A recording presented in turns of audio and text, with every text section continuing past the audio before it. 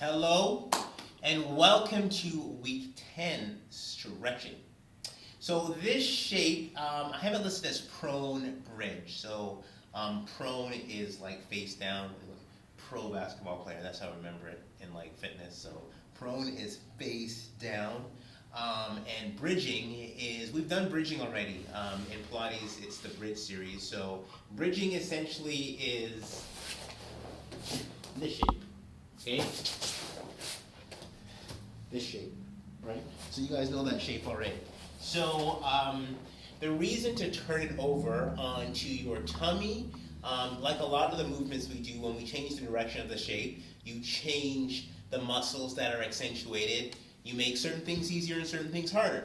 So in this situation, what this is going to allow us to do is take that stretching into our quadriceps and our hips and our ankles and our knees and our feet.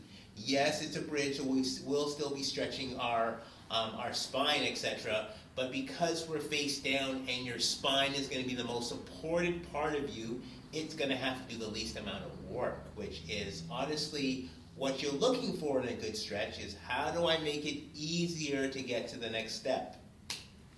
So, here we go.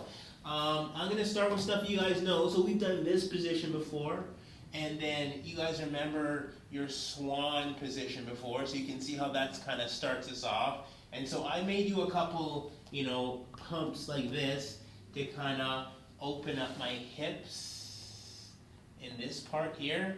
And then also, here I am switching side to side on the straight arms, and that's letting me stretch the hip flexors from the front and then through the sides, and this kind of pulls on my torso and my middle back, but eventually I come down to the floor, and then I'm going to prop myself up on my elbows. And so this is your first place to start because I'm essentially in a partial back bend or a bridge right now.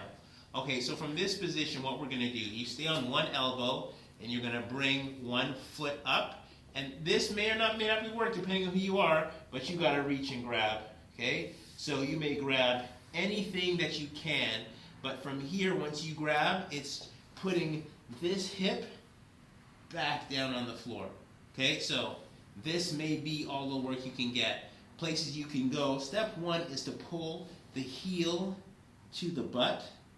Okay. Step two is to lie down more and pull the knee up. That's a hard one.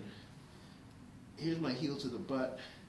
Okay. Now I'm going to show you guys. You guys can roll into this. So here I'm taking this stretch slightly sideways. Now before I switch legs, I just want you to switch arms on the same leg, okay? Because that lets me twist the hip just a little different. So what I want you guys to do in this stretch, okay, is once you come to this middle part, I want you to practice using your hands to bring your feet to the sides, okay? I'm going to switch hands now. So I'm going to prop myself on my elbows, and then I'm going to grab first time the same foot or the right foot with the right hand. And that's the easy one. That's going to be the easiest one to grab. And I'm going to force my heel to my butt. And then this stretch is the beginning of a quad stretch. But you're really doing this to get the rounding, shifting that's happening in the hips. And then the big one is going to be to switch to the other side, pull that heel across, let it all come across. And when you do these ones, you're going to feel that deeper into the hip muscles that cross. Because remember, your legs are always moving in this alternating fashion, and that alternating fashion means the muscles on the left and the right are connected to each other in their own way, shape, or form. Okay, so once we finish all of those, your last version is going to be to do two legs at the same time. So you may find that easiest when you put your head down. You're going to grab one and then grab the other. And then your variations are heels to the butt. Okay? This is me grabbing the feet and pulling the heels to the butt. Grabbing the toes, rolling the toes and pulling the heels to the butt because that whole line is stretching.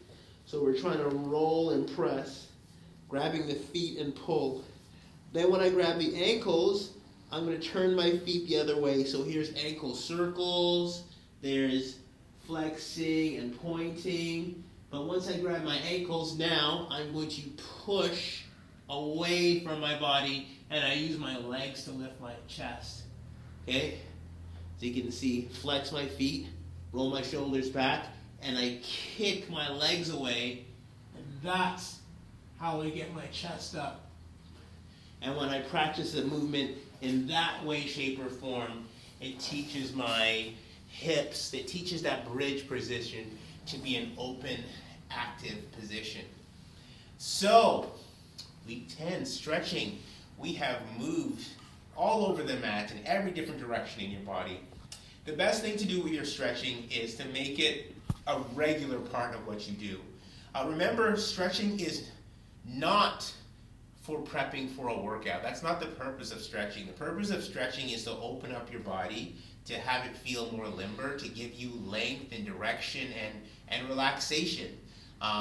It is its own workout.